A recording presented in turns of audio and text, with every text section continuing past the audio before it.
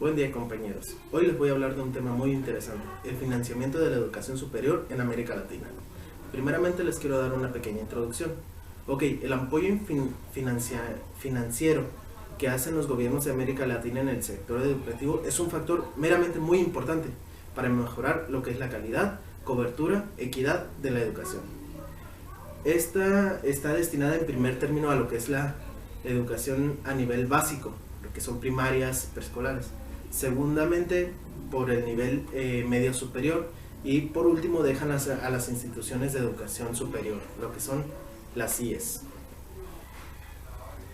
Esto repercute en que ya a las universidades, por así decirlo, a la educación superior, no se le da el suficiente presupuesto para desarrollar cosas que favorecen mucho a la educación superior, como es la investigación y cosas así, que en nuestro continente hay mucho potencial que se podría desarrollar. Por tal motivo es necesario la aplicación de nuevas formas de financiamiento que coayuden a mejorar el desarrollo, equidad, cobertura y calidad de la educación. ¿Cómo? Pues contribuir al análisis y la reflexión sobre la importancia que tiene el financiamiento de la educación superior en América Latina. ¿De qué forma nos beneficiaría? Fácilmente nos ayudaría a sobresalir a comparación de como en los últimos años hemos estado. La necesidad de aplicar nuevos modelos de financiamiento que incluyan los lineamientos de organismos internacionales, o sea, intercambios, conocer otras culturas, adentrarnos más a lo que es la educación superior. Se enfatiza también en la importancia de crear nuevos esquemas de distribución, transparencia y eficacia en la aplicación de los recursos. El BM, que es el Banco Mundial, la OCDE y la UNESCO, están muy interesados en los recursos financieros que asignan los estados a la educación. Como el financiamiento de la educación superior mundial, según el Banco Mundial, la inversión actual estaría cerca de 300.000 millones de dólares al año, que representa solo el 1% del Producto Interno Bruto Mundial. Pero en América Latina, todo eso se va a los dos primeros niveles del sector educativo, muy bajo en lo que es la educación superior. Los gobiernos de América Latina y el Caribe han realizado compromisos con la educación, como por ejemplo el de 1998, era una cumbre sobre la educación. Ahí se establecieron un conjunto de amplios objetivos y metas en América Latina sobre metas de materia de la educación. Tales metas permitían expandir la oportunidad de bienestar, la base cultural de la ciudadanía y las capacidades productivas de las sociedades. Para el cumplimiento de las mismas se requería elevar los recursos destinados a dicho sector y mejorar la capacidad institucional para diseñar, poner en práctica y evaluar la acción pública en ese ámbito. Acciones que no se han cumplido. Son diversos los problemas en las instituciones de educación superior. Por ejemplo, el financiamiento es uno de ellos. Mientras que algunas naciones invierten más recursos, otras son afectadas por el escaso apoyo que reciben, como es en América Latina. En este asunto, el último informe de la OCDE, que fue en el 2007, hace mención que en México no se han dado los resultados acorde al monto invertido de la educación. Es decir, que entre más recursos se han aplicado, el resultado ha sido adverso y en algunos casos hubo retroceso. ¿Por qué? No lo sabemos. Recomendó no invertir en la educación. Fíjense lo que dijo la OCDE, ya no invertir más en la educación hasta que se defina un modelo más equitativo de distribución de recursos de manera clara y eficiente.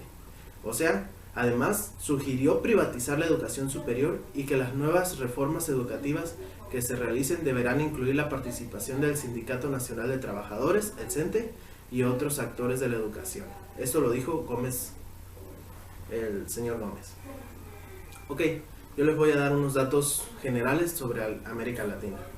Las características de América Latina son muy similares en cuanto a lengua, economía, comercio, religión, cultura y un régimen de gobierno basado en el sistema democrático de elección popular, como existe en la estructura política mexicana, o sea, en nuestro país. En América Latina los modelos predominantes de asignación de recursos están basados históricamente en la negociación Estos modelos de negociación dejan fuera conceptos de eficiencia y calidad en el interior de las instituciones. Uno de los problemas en educación superior en América Latina es ampliar la cobertura. Esto no es fácil, implica asignar más recursos a las universidades públicas existentes, así como crear nueva infraestructura. El reducido presupuesto que recibe la educación superior, la inequidad en la distribución de los recursos, así como la falta de claridad de la aplicación del presupuesto, hace muy necesaria legislar en este sentido y lograr que se cumplan las leyes ya existentes. Bueno, compañeros, esta fue una pequeña introducción. A continuación mi compañera seguirá explicando. Gracias.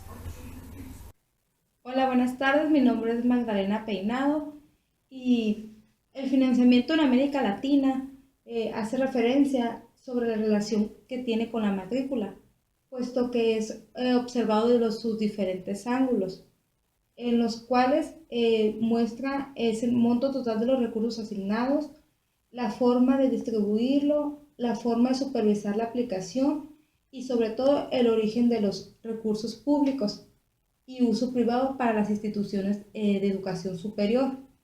En esto hace mucho hincapié sobre cómo está relacionado con la matrícula, puesto que ha sido de forma positiva en América Latina, ya que aproximadamente en los años 60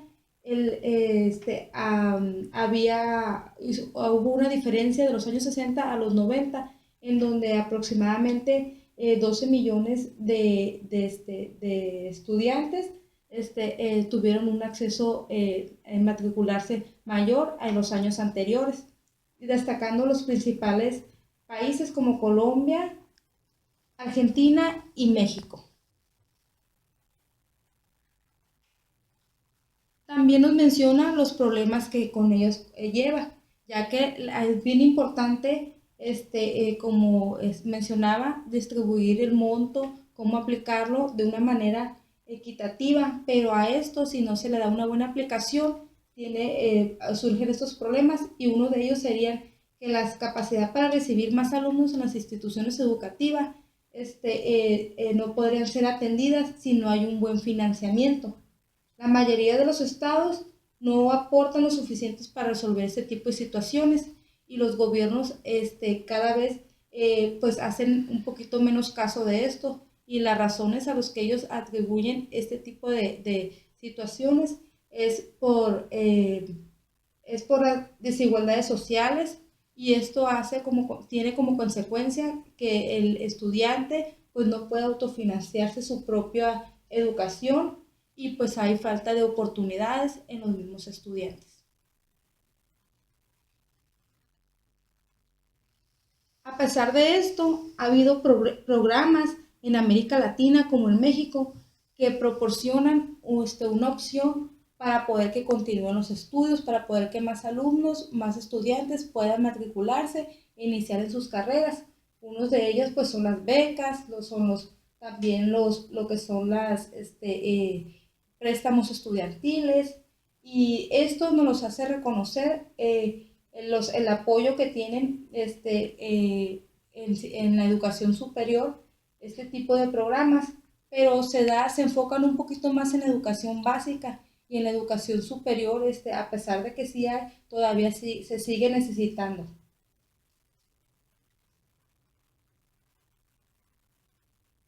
Nos habla sobre el financiamiento y la inequidad, cómo es importante también que la educación superior en América Latina tiene ese pequeño problema también, ya que se debe poner un poquito más de atención, puesto que ya el estudio realizado por la UNIES, la CEP y SALC dice que sí se redujo la inequidad. En la inequidad de género, se mantuvo la inequidad social, se incrementó la inequidad de la calidad, pero aún así los gobiernos de América Latina están trabajando continuamente con este problema, ya que son sobre todo los jóvenes en edad escolar, son los que deben de poner un poquito más de enfocarse en eso. Y nos habla también cómo las instituciones privadas dan un paso significativo, positivo, para erradicar este tipo de problemas. Hola, buenas tardes. Mi nombre es Itzana Elizabeth Pérez Aguilar. referente a lo que mencionaba mi compañera sobre la equidad, dice que ha logrado algo muy importante, que es la equidad de género. También menciona que es un tema bastante complejo, que está relacionado directamente con el presupuesto de las instituciones, influye en la asignación de recursos a ellas.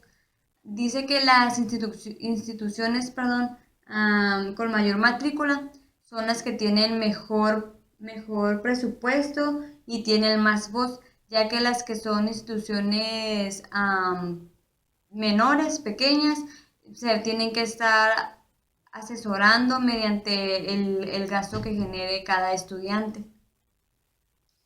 Otro tema que mencionaba la lectura es el financiamiento y las políticas de Estado. Aquí toma en cuenta 4 puntos muy importantes.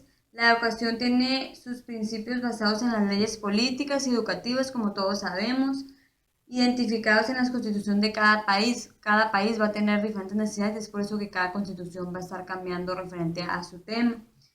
Dice que la Ley General de Educación es muy importante y menciona que el artículo 25 es muy pronunciado, ya que dice ahí que al menos el 8% del PIB tiene que ser dado en recursos a las instituciones, y en las instituciones de educación superior menciona que al menos el 1% tiene que ser un presupuesto basado en investigación científica y en lo referente a las tecnologías.